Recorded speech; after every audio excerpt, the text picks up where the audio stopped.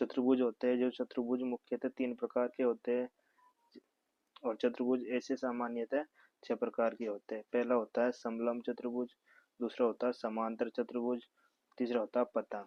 और जो समांतर चतुर्भुज होता है उसके 3 भाग होते हैं, आयत, वर्ग और समचतुर्भुज। तो मुख्यतः चतुर्भुज समलंब, समांतर और पतंग होते हैं।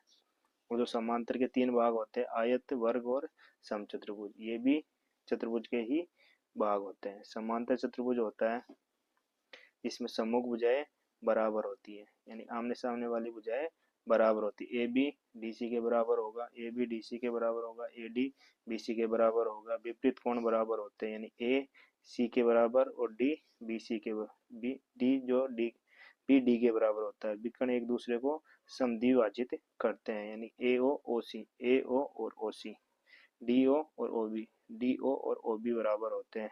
इसके बाद में आता है आयत। आयत क्या होता है कि आयत समांतर चतुर्भुज के जितने भी गुण हैं वो आयत में सम्मिलित होते हैं। प्रत्येक कोण 90 डिग्री का होता है, विकर्ण बराबर होते हैं। उसके बाद में आता है वर्ग। वर्ग क्या होता है? वर्ग होता है जिसकी चारों भुजाएं बराबर होती है, प्रत्येक कोण 90 डिग्री का होता है, यानी समांतर चतुर्भुज और आयत दोनों के गुण ही इसमें सम्मिलित होते हैं, लेकिन विकर्ण परस्पर लंब होते हैं।